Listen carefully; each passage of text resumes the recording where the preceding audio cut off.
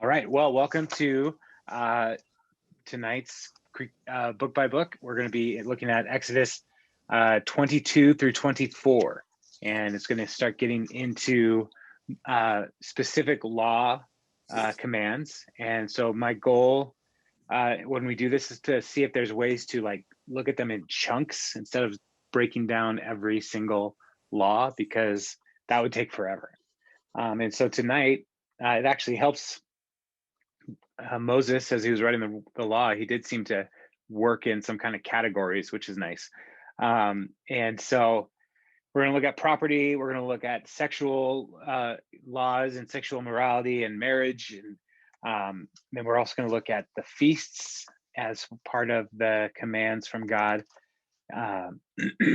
So Sabbath year, Sabbath days, all these different kinds of great and important laws that help set the tone for the covenant community of the people of Israel. And so as we are setting the stage, last week the people heard God speak to them directly, and God gave them the 10 commandments. They heard it, they freaked out, and they said, Moses, you go talk to God, and that's good for us. And so now Moses has climbed up the mountain a bit, and he will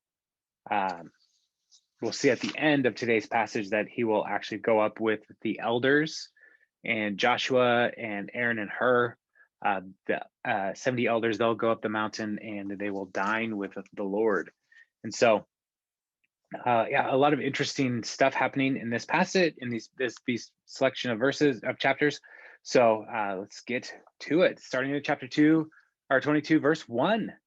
Whoever steals an ox or a sheep and slaughters it or sells it must pay back 5 head of cattle for the ox and 4 sheep for the sheep.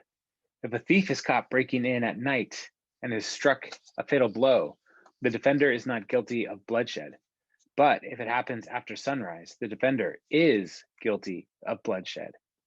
Anyone who steals must certainly make restitution, but if they have nothing, they must be sold to pay for the theft. If the stolen animal is found alive in their possession, whether ox or donkey or sheep, they must pay back double. So as we walk through, one of the things that is interesting as you read through the law is, there are most laws have a restitution right away. So like if you steal, like in these examples, you have to pay back 5-fold or double.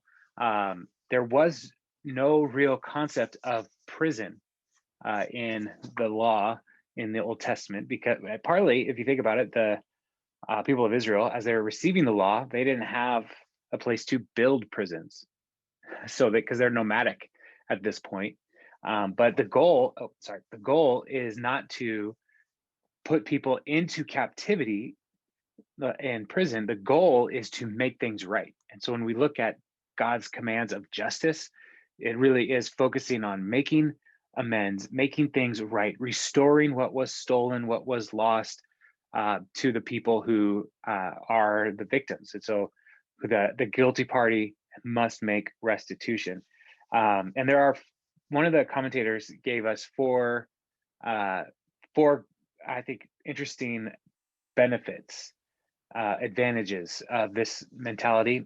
First, it compensates victims of a crime more generously and more immediately than is the case in like our modern Western societies, where you'd steal something from somebody, the person committing the crime goes to prison, but that doesn't mean that the person who lost the thing got anything back. And so like it helps restore to that person. 2, it requires the offender to deal directly with the person he has offended and to face the effects of his crime on that person. So there's a more face-to-face interaction.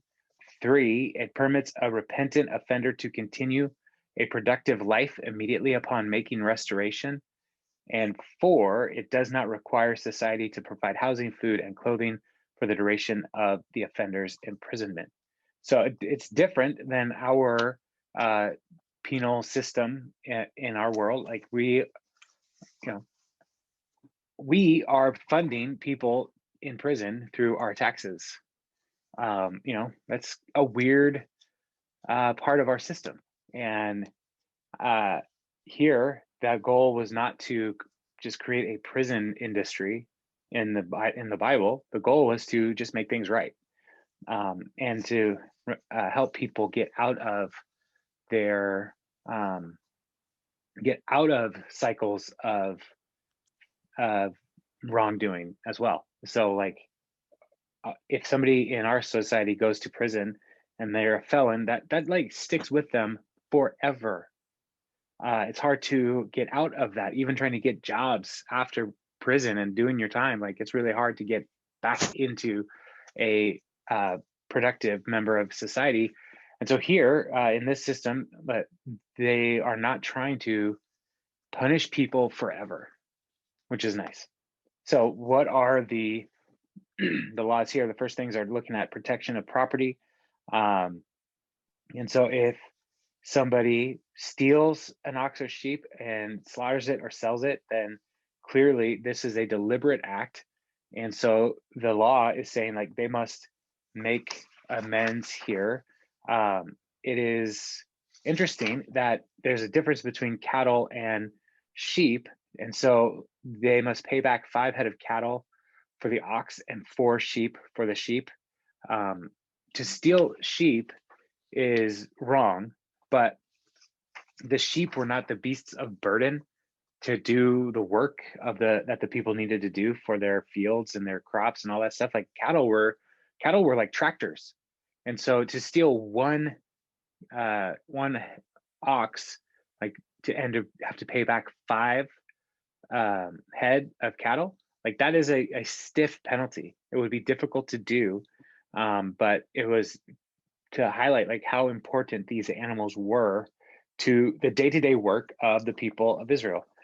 And so like that, I thought that was just an interesting difference. And so the ox punishment is much more substantial. Then also we see burglary. There is a right in the Old Testament law for people to defend themselves and defend their property. And here, like, if somebody is breaking into your house at night and in the altercation, the homeowner kills that person, they're not guilty of bloodshed. But if it's daytime, they are. And one of the reasons why is, like, if somebody is breaking, like, the theory is, like, if somebody's breaking into your house during the day, it would be a lot harder for them to do that.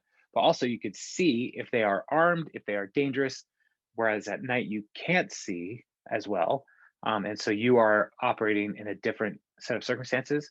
And so again, like, it's not just a stand your ground and, like, if anybody steps on my land anytime during the day, I have every right to shoot them. That's not at all what the law in the Old Testament is. Like, if they come in at night and try to break into your house, you have the right to defend yourself. And if they die, it is not your fault that they died. You're not guilty of it. And one of the interesting things here as well about this is from a biblical theologian named Brevard Childs, who's very interesting. A lot of really good stuff from Childs. He says this about the law: to my knowledge, no other law code, speaking of the people of Israel, no other law code seems to have a similar concern for the life of the thief. In all ancient law codes, like, there is no real desire to defend the life of the thief, but the value of life in the Hebrew culture and in God's law is so high that even people who have done wrong, like there are commands to limit punishment to those people. Like, you can't just wipe them out. All right, and then a little bit more about property in verse 5. If anyone grazes their livestock in a field or vineyard and lets them stray and they graze in someone else's field, the offender must make restitution from the best of their field or vineyard. If a fire breaks out and spreads into the thorn bushes so that it burns shocks of grain or standing grain or the whole field, the one who started the fire must make restitution. And so again, the law here is essentially saying, like, take care of your stuff, be mindful of what you are doing and how it affects other people. And so if you are just mindlessly letting your flocks and oxen graze wherever they want and they take stuff from your neighbor's property, then that's your fault. You were being negligent. And so you need to make it right and not just give them something, give them the best from your crops. And then the same is true with fire. Like one of the ways that people would deal with thorn bushes in particular is like to cut them up and burn them. And so like they would have these controlled fires on their property, but if the fire got out of control, then that's due to negligence. Then they must make things right in there as well. And um, the thorn bushes in particular, one of the things here, like you could cut up thorn bushes to like make usable land. But then also you could set up thorn bush like hedges that could be used to protect your land as a fence to protect your property from another person's property so that their animals don't graze into your space. And so if the fire actually like spreads through that could be a problem, and could have long-term effects as well. And so looking at how you are interacting with your neighbors, how you're taking care of your stuff, are you paying attention, or are you negligent? And the negligence is punishable, and it's, you don't go to jail. You need to make restitution. And so don't be negligent is in the law. Verse 7. If anyone gives a neighbor silver or goods for safekeeping and they are stolen from their neighbor's house, the thief, if caught, must pay back double. But if the thief is not found, the owner of the house must appear before the judges, and they must determine whether the owner of the house has laid hands on the other person's property.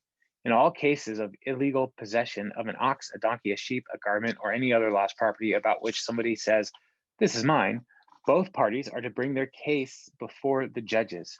The one whom the judge declares guilty must pay back double to the other. So here again, if you are asking somebody to watch over your stuff and then it disappears mysteriously, it gets stolen, or the neighbor who's watching your stuff loses it, then there is a possibility that there is some negligence there again. And so when you talk about how do you resolve this, because then it becomes a question of my word against his word. And in a culture that is highly honor-based, the idea of coming before the judges and making a vow, like to say, no, I did not take it. I did not lose it. It was stolen. The vow is a major part of, like, if you are lying during this vow, you are bearing false witness and potentially taking the name of the Lord in vain. And if you say, I swear by the Lord that I did not take it, and you're lying, then you are putting yourself in danger of incurring the wrath of God, because you are misusing his name. And so there's a high honor culture here where it's trying to make sure that they are respecting one another, respecting the Lord, and respecting the judges that the Lord appoints over them. And so they are, so if somebody trusts you enough to ask you to watch these things while they're out of town, you better take care of it. And if not, then you have to pay back double, or go to court and say, I promise, it wasn't me.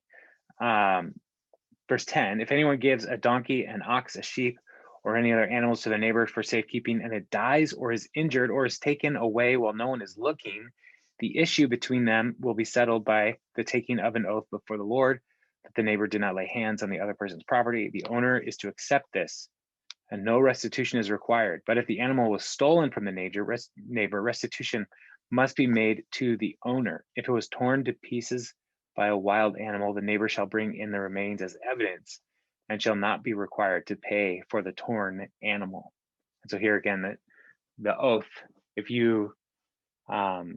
the person is willing to swear an oath saying they did not misuse or lose, or they weren't negligent, or they didn't personally steal the animal, they're making this oath, and you say, okay, well, then the oath is now between you and God. And if you're willing to make that decision, then you are not off the hook, but it's not a issue for the earthly courts anymore. It's now between them and God.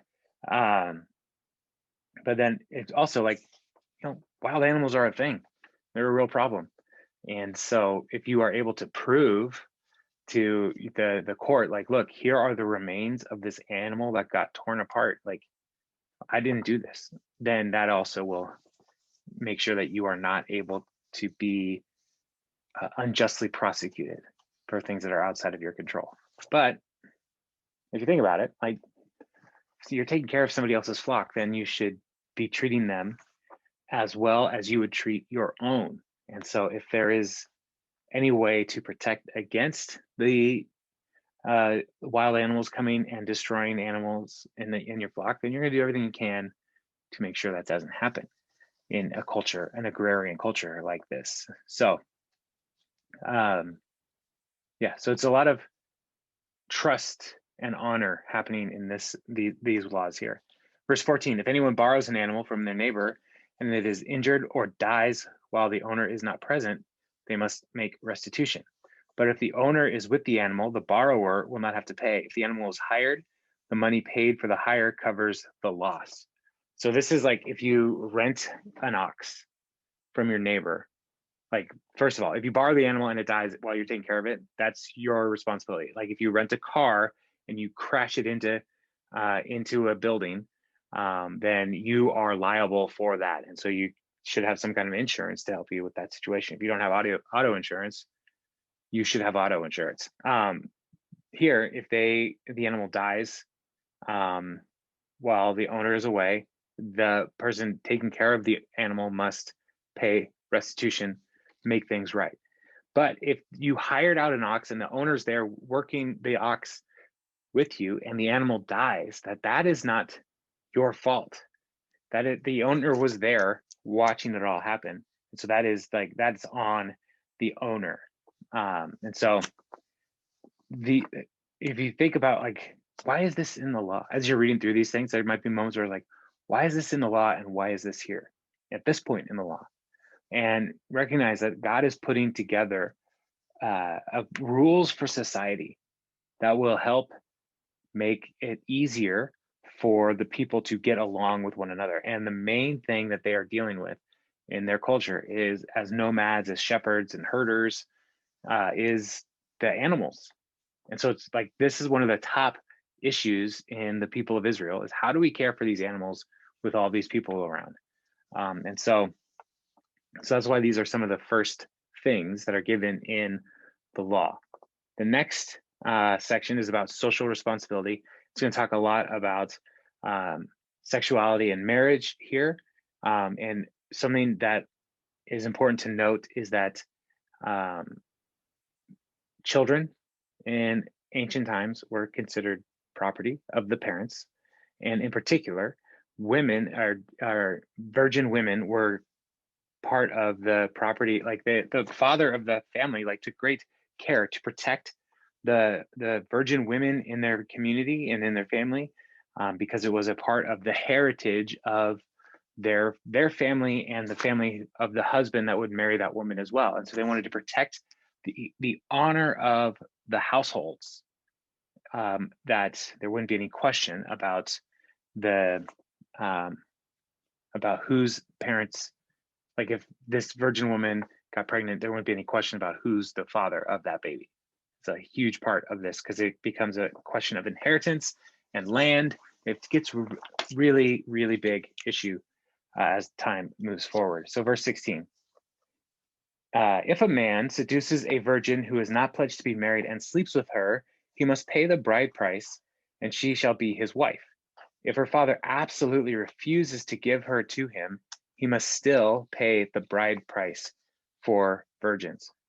So an unmarried girl, if she is seduced by a man and sleeps with that man, then that is the man will have to pay the bride price. So he can pay the bride price, which is something that would be established by the culture, like the region, the town leaders, all this different stuff, the families, all of these bride price things were flexible, but they would have to, the man would have to pay it. Even if they didn't marry this person, he would have to pay that bride price. And the father had the absolute right to deny the a man the right to marry his daughter.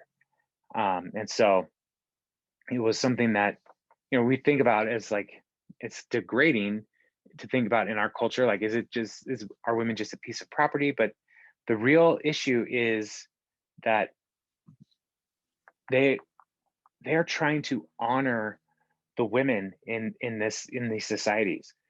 In so many other cultures, women were worthless, and here the people of Israel are commanded to like esteem women and recognize that like you shouldn't just sleep with people just because you want to sleep with somebody.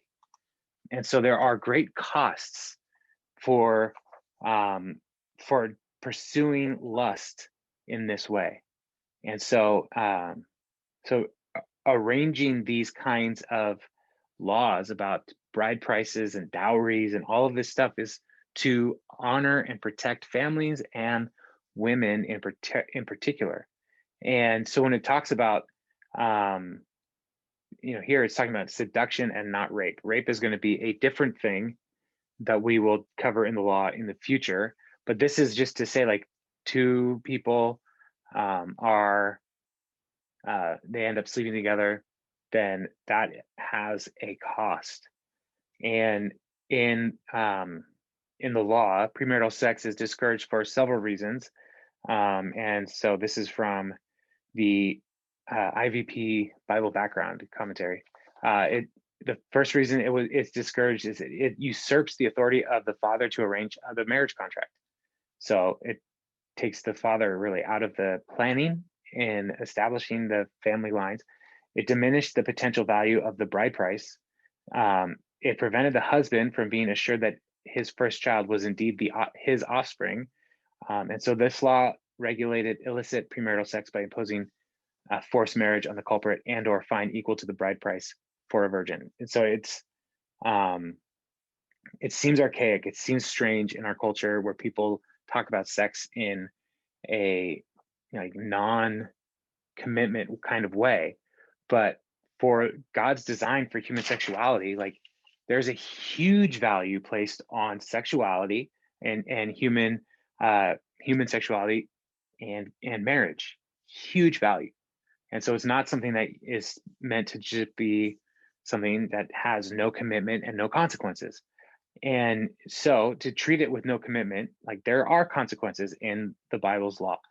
And even now, like as we think through in our culture today, like this is so different from the rest of the world, that like the church, we are often hung up in the church about issues of sexuality because we're trying to like make sense of what's going on in the world. But the goal should always be, let's get back to God's design and God's standard. Let's not try to regulate people who are outside of the community of God. Let's not try to like solve their problems. Let's show an example of what human sexuality, the way God designed it, and how that can lead to flourishing and blessing for people. Let's put a higher value on these relationships and show that it is a good way to move forward for the people of God. And people will look at the church and Christian practice around the traditional biblical understanding of sexuality, and people will say like, that's weird. But we don't have to deal with that thinking that's weird. We are called to honor God with our lives and our families and all of that. And so when we go through these laws on sexuality, it's gonna come up a couple other times in the Bible. Keep in mind that it is honoring the family, it's honoring women, and it's putting a high level of commitment on sexuality. And so we should seek to honor God's design for sexuality in that way. The next section of laws are kind of the first one is looking at the next three laws look at religious practices. Okay, so starting in verse 18, do not allow a sorceress to live. Anyone who has sexual relations with an animal is to be put to death. Whoever sacrifices to any god other than the Lord must be destroyed. So these are questions of idolatry and witchcraft, and they're all tied to the religions of the Canaanites. So the people are going to be going into the land that the Canaanites are currently occupying. And so the Lord is saying, like, all of these things, these are no-goes. These are non-starters for the people of Israel. So a sorceress is somebody who is trying to control the forces of creation, look into the future through divination, through spells and incantations. They're messing with dark spirits. And to let that just be a thing that's totally fine, that's going to lead to greater pain for the people of Israel. And looking at the law against having sex with an animal is because it's contrary to God's design for creation, but also these are things that could have been tied to pagan worship practices, trying to like receive the power of the animal in their lives, and those kinds of things, and all of that is like that. God has no patience for that kind of behavior. And then whoever sacrifices to any god other than the Lord must be destroyed. And this is clearly idolatry. And people in the ancient times believed that like the gods could do anything except eat for themselves. Like they needed you to bring them food, essentially. And so like to do that, you were bringing them the food that they need, and they will then bless you with fertility and good crops and great families and rain and all these different things that these gods are supposed to control. But they're deceiving the people, and they would pull the hearts of God's people away from covenant faithfulness. And so the Lord is putting, there's going to be more laws about idolatry as we continue on through the books of the law. Verse 21, do not mistreat or oppress a foreigner, for you were foreigners in Egypt. Do not take advantage of the widow or the fatherless.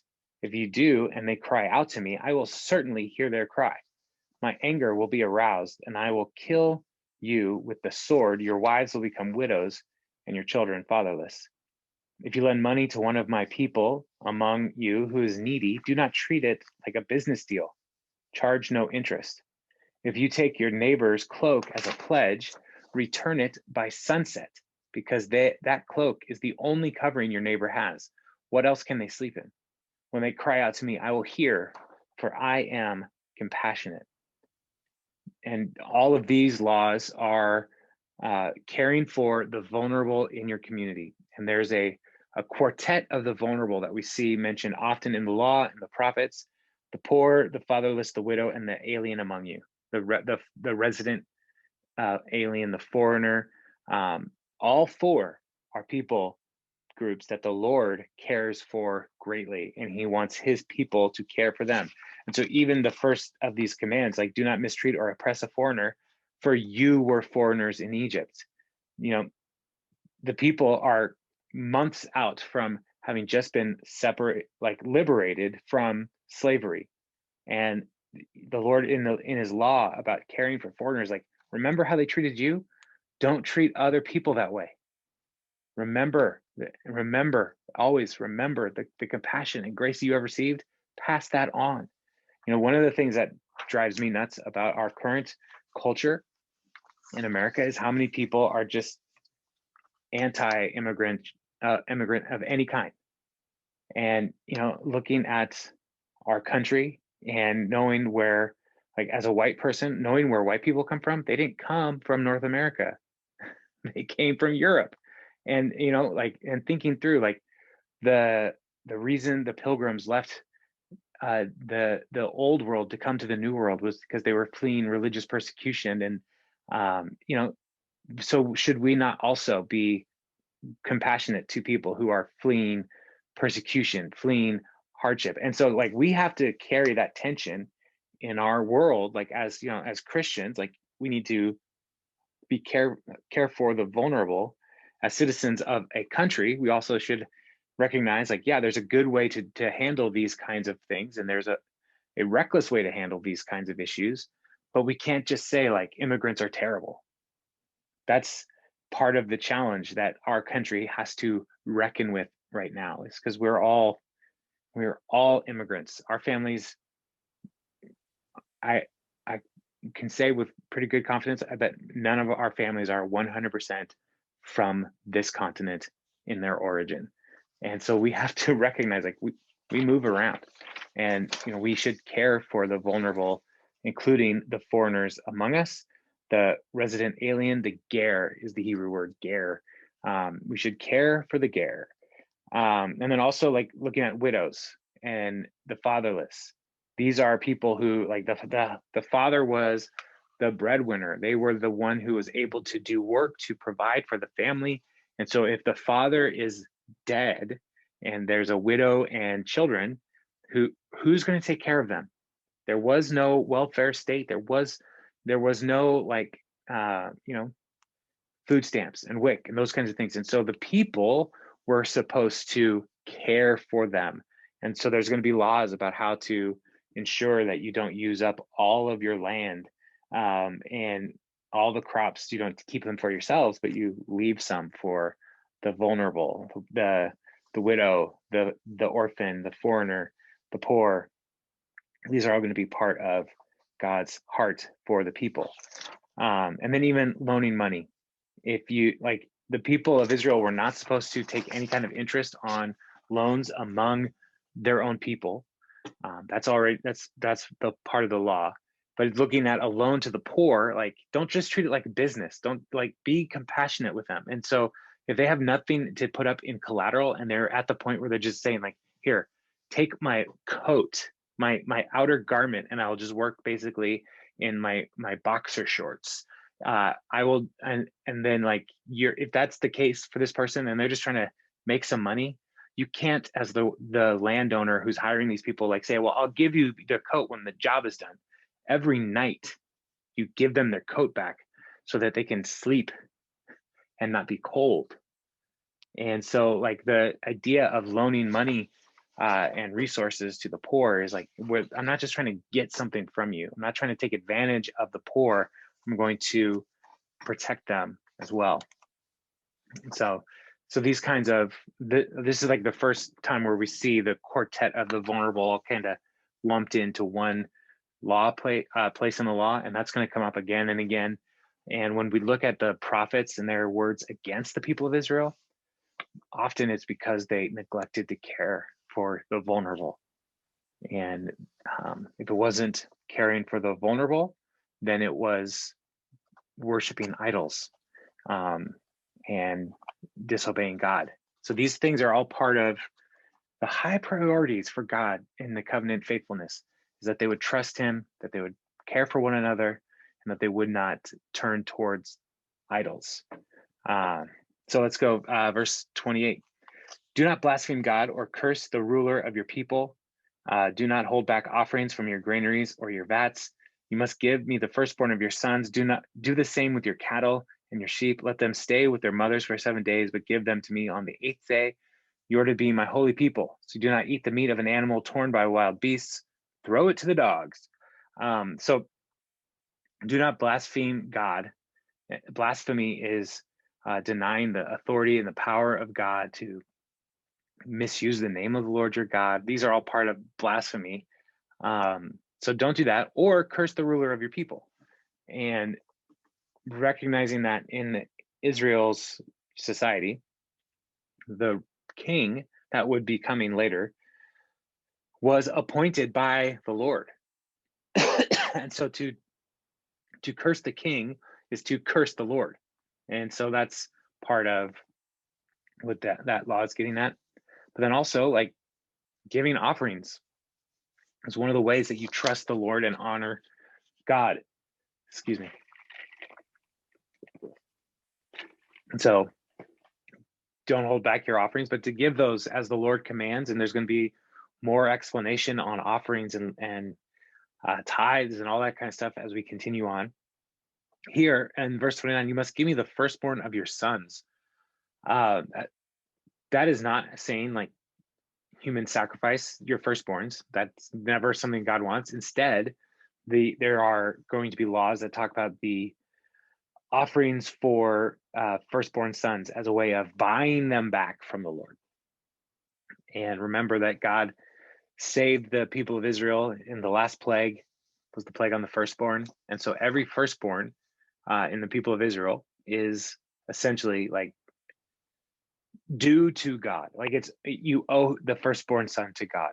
And so how do you walk in favor with the Lord is to purchase it back, and by purchase the son back by giving an animal in its place. And so there's a substitute, and substitutionary atonement is going to be a part of the law in the Old Testament. When we talk about sacrifices, these animals take our place for our sins.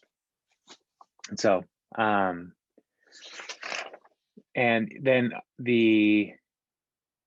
that giving animals like on the 8th day, the firstborn on the 8th day is giving the the animal enough time to develop, to the firstborn of that animal to develop, to to be a healthy transition from womb to for the mother, then also to be able to live long enough for the mother's nutrients, all these different kinds of things. There's like some good health reasons here for why to wait until the 8th day.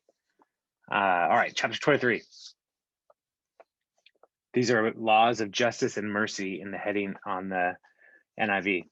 Do not spread false reports. Do not help a guilty person by being a malicious witness. Do not follow the crowd in doing wrong. When you give testimony in a lawsuit, do not pervert justice by siding with the crowd, and do not show favoritism to a poor person in a lawsuit.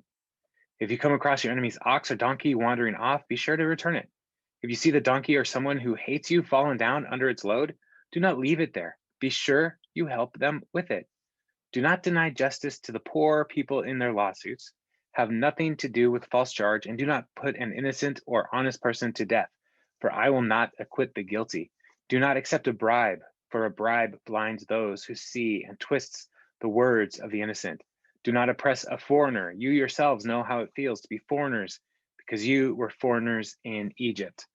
So these are, questions in law courts. Do not spread false reports. Do not help a guilty person by being a malicious witness. So don't lie, and don't carry water for liars. Like if something's not true, then stand up for the truth and say that is wrong, and I can tell you why. And don't just go along with everybody saying like, oh yeah, no, I think it is, and then you get lumped up into the group of wrongness, the crowds and the mobs. And so we have to do everything we can to side with truth, even if a poor person would benefit from bending the truth a little bit. Do not show favoritism to a poor person in a lawsuit. Don't take advantage of the poor, but also if the poor person did something wrong, then they did something wrong. The law of the Lord is to be just. And so if they did the wrong thing, then they recognize that was the wrong thing, and they need to pay restitution for that. But then also, do not deny justice to your poor people in their lawsuits. In verse 6, like you could say, well, you're poor, so maybe you're just a bad person. No, seek out the truth. Don't just assume that somebody is a bad person because they are poor. And then verses 4 and 5, I love 4 and 5 here. If you are see like your enemy's animal wandering off, don't just be like, well, that sucks for them. No, go get it. You're supposed to love your enemies too and care for your enemies' possessions. And this is part of the way that we help our society to stay just, to recognize like, it doesn't matter what they do. I can control what I do. I can be responsible for me and my attitude, my actions. even if I know that person is my enemy and I don't want to help them. And so, um, having all of these kinds of laws in the midst of laws that concentrate on honest, godly behavior in cases of lawsuit, God is in effect saying to his people, in the midst of giving you laws about lawsuit behavior, I want to insert a reminder that I expect you to truly love your neighbor in every situation, no matter how your selfish inclinations might cause you to feel. Love your neighbor. So when Jesus says, like, the greatest laws are love the Lord your God with all your heart, soul, mind, and strength, and love your neighbor as you love yourself. Like, these are what they look like. Loving your enemy, loving your neighbor, like, this is all part of it. And sometimes it's hard to do that because there are real jerks in the world. And like, we love them anyway because we do not want to be jerks. All right, verse 10. This is laws about the Sabbath. For 6 years, you are to sow your fields and harvest the crops, but during the 7th year, let the land lie unplowed and unused. Then the poor among your people may get food from it, and the wild animals may eat what is left. Do the same with your vineyard and your olive grove. 6 days do your work, but on the 7th day do not work, so that your ox and your donkey may rest, and so that the slave born in your household and the foreigner living among you may be refreshed. Be careful to do everything I have said to you. Do not invoke the name of other gods. Do not let them be heard on your lips. And so the law of the Sabbath, the first part of this that the Lord gives us is about letting the land lie fallow, letting it rest. And as we look at like what that means, it's probably not that there were absolutely no crops happening for a whole year. What was probably happening was farmers would section off parts of their land, and they would always have a part of the land that was like, that part is not being worked this year. And then they would rotate through. And this is something that good agricultural practices are still doing. Crop rotation, it helps get the nutrients back into the land as the plants decompose, and the nitrogen and all the things that are necessary for healthy crops, they all get worked back into the land because nobody is pulling the fruit and the crops off.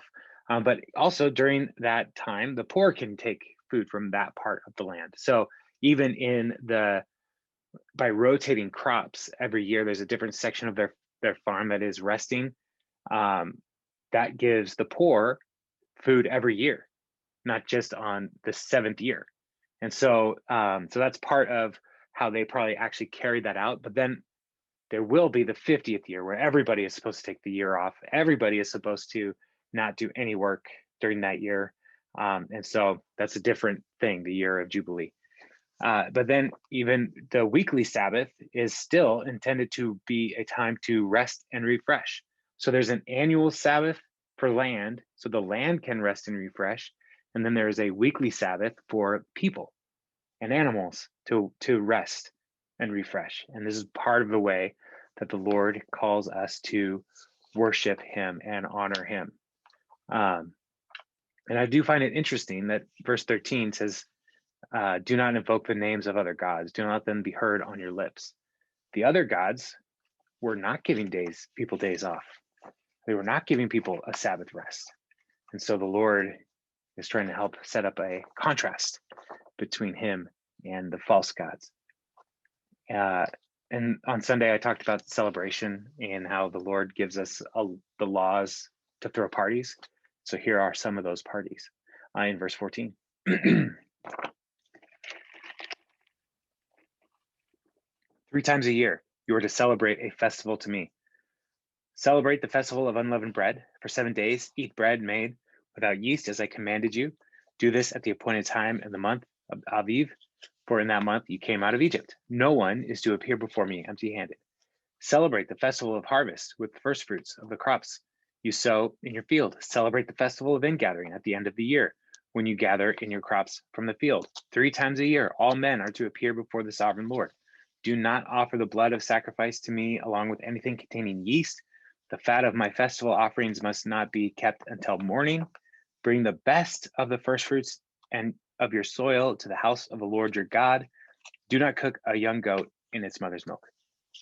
And that's the last one there is kind of weird. But here we see these festivals are supposed to be corporate. Biblical worship is over and over again a corporate experience. And one of the things that this last year has really put a strain on churches and Christians is we had to go without the corporate experience for a while. Like being together is a big deal, and trying to keep a community in alignment while we're not together is really hard. And so for the church, like having the weekly gathering is a major part of how we move forward and trust the Lord and are encouraged together and stuff. And so here, the people, they don't have like they're all throughout the land, and they have one temple that they're going to build in Jerusalem, or one tabernacle that they're all going to rally to for hundreds of years. And the goal with these festivals was to bring them all together and to celebrate God's goodness. And so the first one is the Feast of Unleavened Bread, which is before the harvest is really happening. And so there's no real work challenge there for the people. It is a lull in the calendar. They could have come. And this is the Passover, and the Passover is a feast meal, and households will come together and observe the Passover. And the Feast of Unleavened Bread is a part of that. It's a 7-day observance of God's faithfulness, and so they were supposed to do that. The Festival of the Harvest is about the Feast of First Fruits is about 50 days after Passover. So that's verse 16.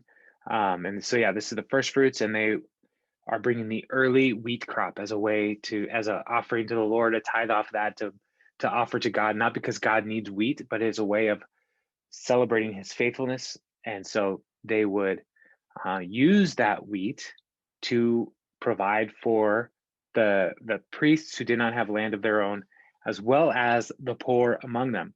And part of that would then be create this big party when they came together for the festival of first fruits, or Pentecost, as we call it. So it was supposed to be a celebration. And then the festival, then gathering, is the Festival of Tabernacles.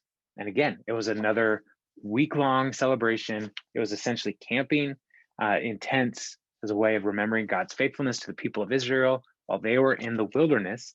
And again, this is supposed to be a party. It's supposed to be a celebration. And so there's supposed to be great joy in these times as the people come together and remember God's faithfulness and trust the Lord for his continued faithfulness. And so while they're doing this, while they're worshiping, how are they supposed to carry on their worship? And so, no one is supposed to come before the Lord empty-handed. Everybody, when they come, should bring something. And the law specifically is saying all the men of Israel should come, but the truth is, they probably all came to these festivals. It wasn't just men coming, but the whole families would come. And so do not offer the blood of a sacrifice to me along with anything containing yeast, because yeast in the Bible has an idea of contamination and sin. And so the Lord is saying, I don't want anything with yeast in these sacrifices to me. Don't bring bread with blood in it is part of what he's going on. And because that's one of the ways that people in the ancient world would consume blood as a way of worshiping false gods. And so they would bake it into their bread to make it more palatable. Then like the fat of the festival offering must not be kept till morning. Like as soon as you are making the offering, burn all of the fatty portions that are supposed to be designated to the Lord. Don't wait till tomorrow. Do it right now. Don't wait. And bring the best of the first fruits of your soil. So don't just give like some of the things or the ugly apples or whatever. Bring them all. Bring the best. Give them to the Lord. And then do not cook a young goat in its mother's milk.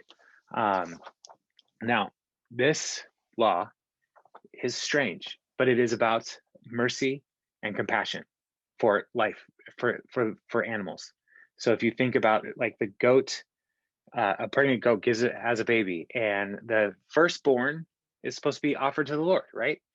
And so how are you going to offer that to the Lord? Well, you're supposed to burn it, but what as an altar on the altar.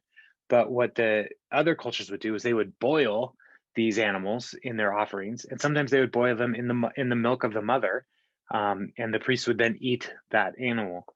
Um, but that mother's milk was also in that goat, the baby goat. Like that's how that goat was surviving. And so this is a reminder to be humane to the animals, even the animals that you're going to sacrifice. Treat them humanely. And one of the implications of this law is like it is not kosher to have meat and dairy. And so like you're not supposed to have pepperoni pizza. And I did not know that. And we used to rent our school building in Northgate to a Jewish community of their school, and they were very kosher. And I had a whole bunch of pizza parties with the youth group, and they came in one day very mad and said, "You were having unkosher food in our kitchen, and now we have to go through a whole process to bring it back to kosher."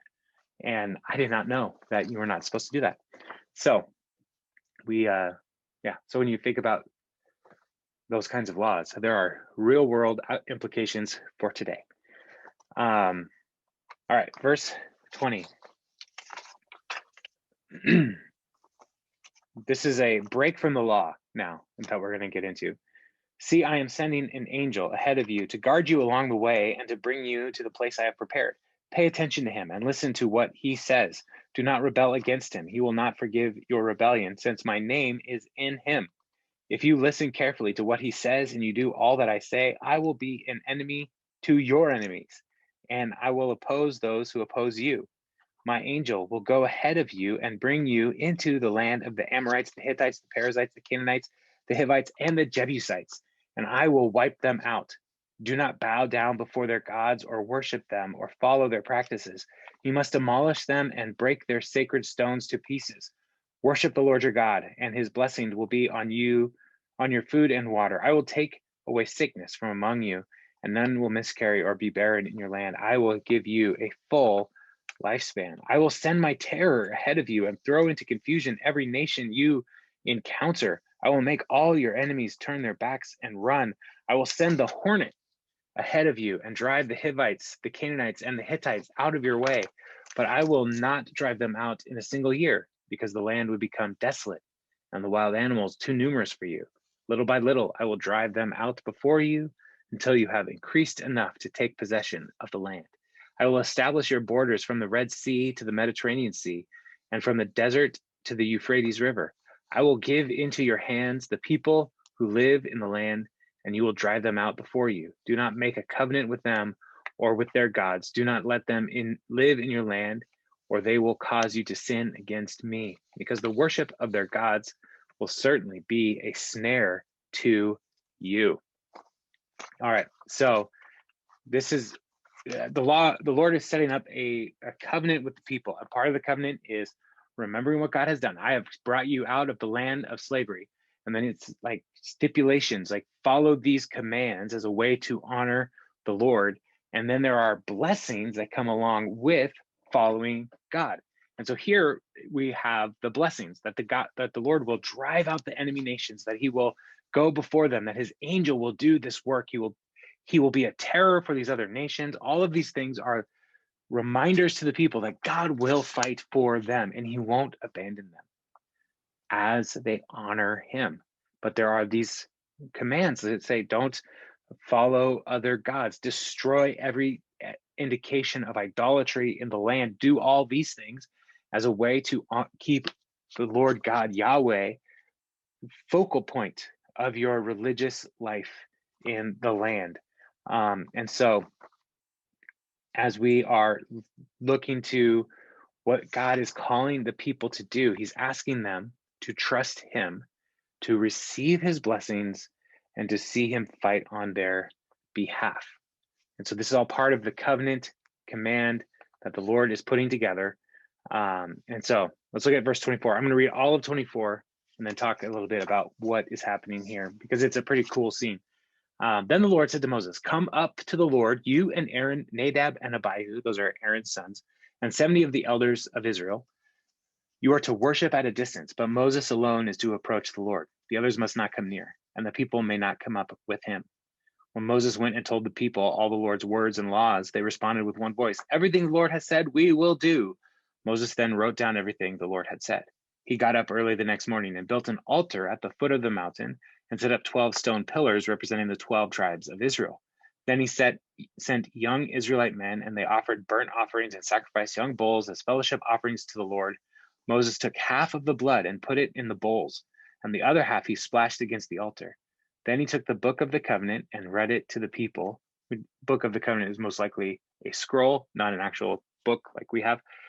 They responded, we will do everything the Lord has said, we will obey. Moses then took the blood and sprinkled it on the people and said, this is the blood of the covenant that the Lord has made with you in accordance with all these words. Does that sound familiar? This cup is a new covenant in my blood. Do this in remembrance of me. Jesus is calling back to these moments here in Exodus, saying there's a new thing happening here. Moses and Aaron, Nadab and Abihu, and the 70 elders of Israel went up and saw the God of Israel. Under his feet was something like a pavement made of lapis lazuli, as bright blue as the sky. But God did not raise his hand against these leaders of the Israelites. They saw God, and they ate and drank. The Lord said to Moses, come up to me on the mountain and stay here, and I will give you the tablets of stone with the law commandments I have written for their instruction. Then Moses set out with Joshua his aide, and Moses went up on the mountain of God. He said to the elders, wait here for us until we come back to you. Aaron and Hur are with you, and anyone involved in a dispute can go to them. Then Moses went up on the mountain. The cloud covered it, and the glory of the Lord settled on Mount Sinai for 6 days. The cloud covered the mountain, and on the 7th day, the Lord called to Moses from within the cloud. To the Israelites, the glory of the Lord looked like a consuming fire on top of the mountain. Then Moses entered the cloud as he went up the mountain, and he stayed on the mountain 40 days and 40 nights. So the Lord has given the first understanding of the covenant to the people. And so now Moses is going down and saying, look, this is what this looks like. The Lord, he has told me this, and this is what he's calling us to do. And they say, yes, we are for it. We trust you. We're going to do these things. And then God says, all right, bring up some of the elders and they will be with me. And they actually see the glory of God, but like just under his feet, not all of God. They see under his feet, and where is under his feet becomes like a blue pavement. Now, one of the things that's interesting is what lightning does to sand. It creates glass. And when we think about like God's presence there, the power, the majesty, and like on the mountain, he could have transformed the desert sand that's on the mountain into a glassy surface as he's dwelling there with them, which is amazing. And even more amazing is they see all of this, and it says that they didn't die because they saw God. They lived. God didn't strike them down. Instead, they have a meal with the Lord. And God is inviting them into a relationship, into communion with him. And so they eat with the Lord. And that's when Moses then leaves the elders, Aaron and Hur are basically going to lead the people while Moses goes up to the presence of God for 6 days. And then he goes up and he even further up the mountain where the glory of the Lord is dwelling in even greater intensity. And he's there for 40 days. So 46 days, Moses essentially is away from the people and he's up on the mountain. And while he's gone, not great things are going to happen. It's going to go bad. So that's where we'll leave here because we'll see God with the people, or with Moses in the next section. We'll see how the people respond to Moses' absence. And so it'll be interesting to see how it all shakes out. So any questions, any thoughts? There's a lot that we went over in these 3 chapters. But yeah, I'd love to bring clarity where I can bring clarity. Is there questions?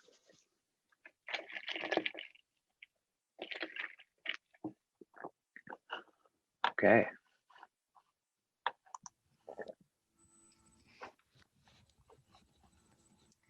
I think I've always thought of the law about not boiling a young goat in its mother's milk as the beginning of the kosher laws, as another way for God to set apart his people, because they were living in a time without refrigeration. And so the kosher laws are kind of a way to keep people from getting food poisoning and keeping them healthy. Yeah, that is a major part of the kosher laws. That is like a benefit that like we can see, Right. but they might not have like seen. So even like the animals that they're not allowed to eat, those animals are gross. Right. Like, don't eat scavengers. Oh, okay. So yeah, so those are the kosher laws are actually really good. And if we were to truly try to follow the kosher laws, our diets would be better, just in general. We'd be sadder because we can't eat bacon, but that's why I love Acts so much. Peter saw the animals lowered down on the sheet, and the voice of the Lord said, "Rise, Peter, kill and eat." Oh, such great stuff. So That's because God was like, you know what? I've kept bacon to myself for so long. It's time for you all to understand. Just how good. Taste and see that the Lord is good. Amen. Amen. Yes. Any other questions or thoughts? Yeah, I had a thought. Kind of a question too. But I was curious about with like the different festivals. I was wondering your thoughts on like, should we as Christians today have some form of like structure similar to those festivals with the sole purpose of like what you said, like the goal was of like people gathering together and remembering the Lord in that way? Like,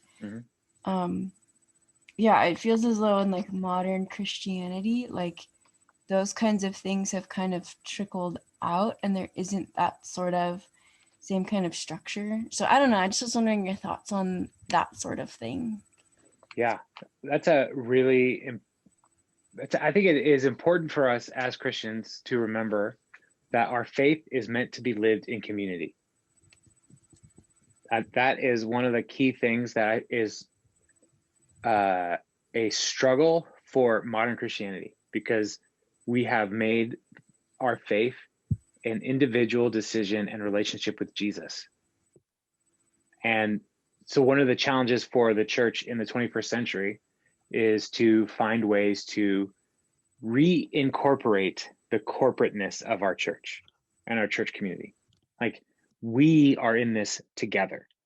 And so I'm actually going to talk about this a little bit on next Sunday in the message. I was looking at Ephesians and talking about the usness of the book of Ephesians. Like, when we read the Bible and we see you, sometimes we think me, but most of the time in the New Testament, you is you all. And so instead of thinking me, we need to think we. And so that's a huge part of the challenge for the church in our day. You're right, Sydney. Should we do these festivals? It wouldn't hurt to do these festivals.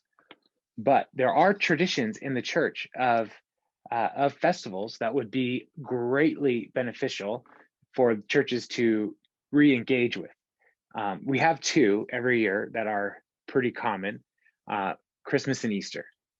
But Christmas, like the Advent season, is much bigger than just celebrating the birth of Jesus on December 25th, because Advent has a season of preparation up to Christmas, but then it also goes beyond Christmas into the Annunciation, the dedication of Jesus.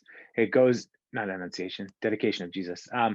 And then also after the dedication of Jesus, there is the Feast of Fools, which is a celebration of God's divine humor in how he upsets the way of the world. And instead of sending a conquering king, Jesus comes as a baby, right? And then after Feast of Fools, we have what we would call Festival and Mardi Gras, which were church festivals that then got co-opted by the world. And so we like to reincorporate those kinds of things into our churches and to recognize the seasons and the festivals of the church calendar. That could be really helpful for us. Part of the challenge is you start bringing those things into like modern Protestant churches, and people are like, "What are you, Catholic? We're not Catholic. What are you doing?" And so you have to like kind of be delicate in how you bring those things back into the culture. So even like Lent, which is the season we're in right now, like there's people who I've talked to say like, I'm observing Lent, and like, no, that's a Catholic thing. It's like, no, it's a Christian thing. Like just preparing for the resurrection of Jesus is not a bad thing to do.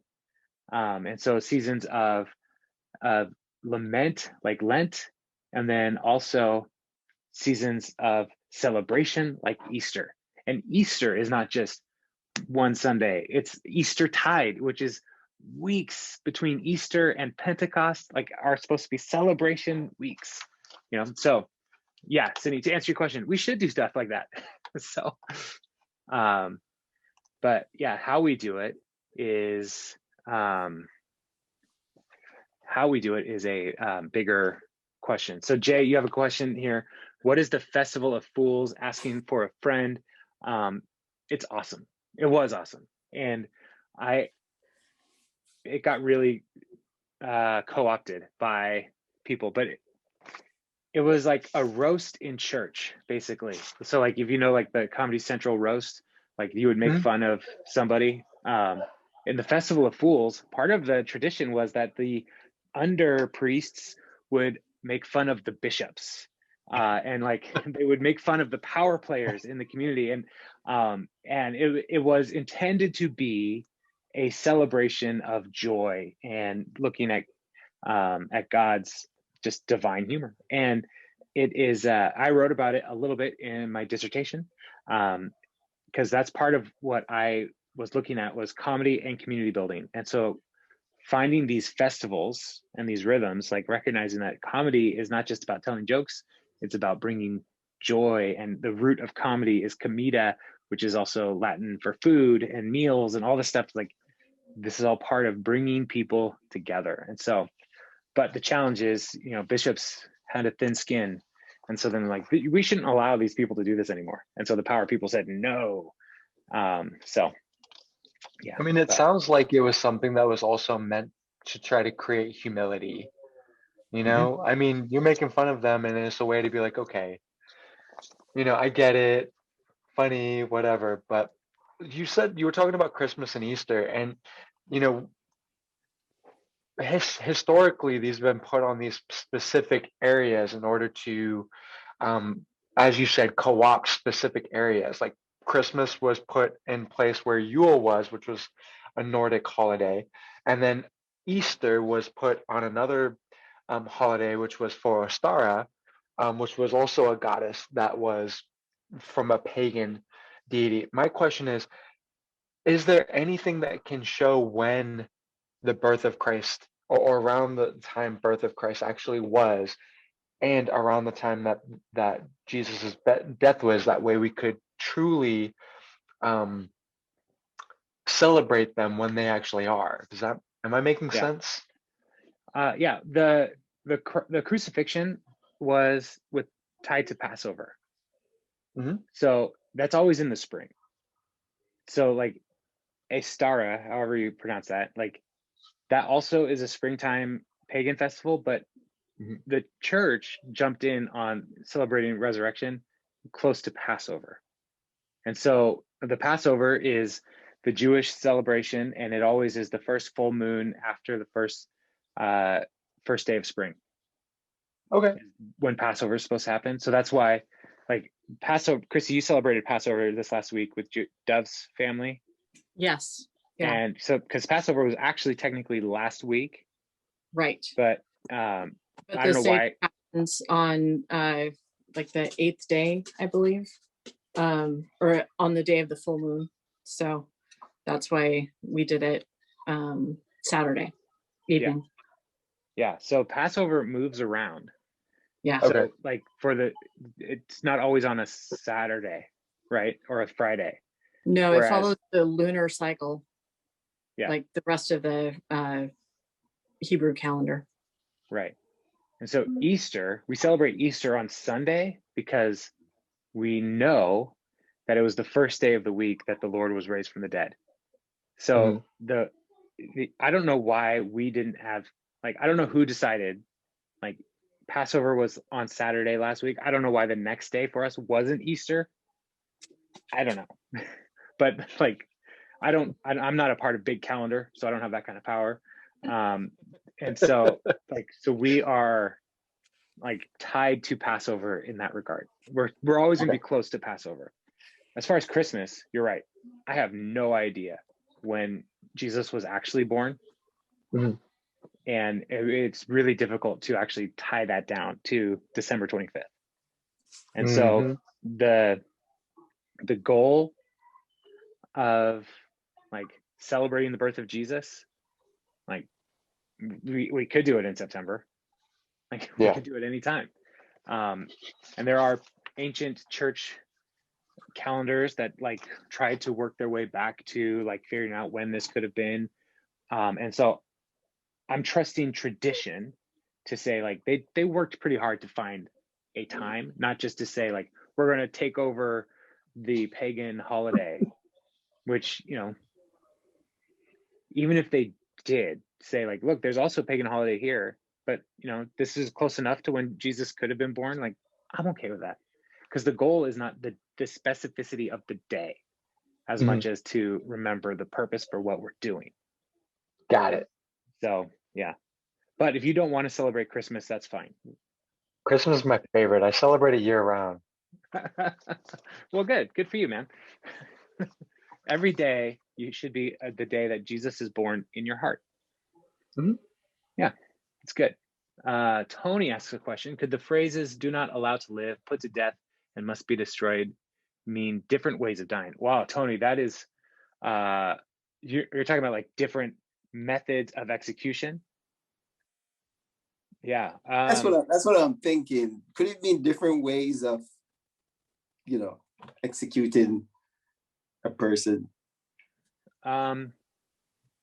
Maybe, but the purpose is still they're gonna die. They're still, I know. I'm just curious. I was imagining like this to destroy me. They probably burn you. To refuse to allow you to live, they probably starve you to death or something, lock you in a chamber and you stay there till you die. Or could put to death mean physically, like go out and hang this person right now. I think it is more like eliminate them as soon as you can. Like looking at the way that the law talks about punishment for idolatry, like as soon as possible, remove the idolater from your community, remove the influence of evil from your culture. And so like I wouldn't necessarily say it's different ways of execution as much as like the finality of their life and the urgency. Yeah, there's urgency there that is very important for God to say. Like, don't say like, well, this person is sacrificing their children, but we're going to give them a second chance. God's like, that's not a second chance option. Like, no, right away, they have to stop. So yeah, I was just curious why they just didn't use the same phrase through all three. Yeah, I don't know. Maybe they were just going through. Yeah, he's like, man, I feel like I'm saying the same thing a lot. I'll mix it up. So I don't know, but it's most likely just to focus on, like, especially the fact that it's supposed to be, especially the fact it's supposed to be a law. Mm-hmm. if it's supposed to do the same thing, it should just be read the same way and left up to no interpretation. So that's just curious. Yeah, I didn't see anybody saying like to be not allowed to live is this, or they must be destroyed is this. Like I didn't see any delineation of what those different things could have meant. So yeah, but good Trying to question. nail that APA style. What's that? You know? What's that, Jay? Or he's just trying to nail the APA format, you know, for the paper, making sure. Yeah, it's like I'm gonna hit this word count one way or another. So yeah. Oh man, oh, I don't miss those days. So yeah, any other questions? No. All right. Well then, I appreciate you guys and your willingness to stick through. I mean, we're gonna get into some like the books of the law. I love them. They have some great stories and some great events that happen, and then they also have lists of ways to kill people. So or reasons to execute people. Like it's like not super fun at reading, but then there's also really good reading. And so thank you for sticking with us over the coming weeks. It's going to be it'll be interesting for sure. So I have so many questions about that. Oh, bring them, like write them down. I love this stuff. So it'll be fun times. So all right, well, you guys take it easy and I will see you next week.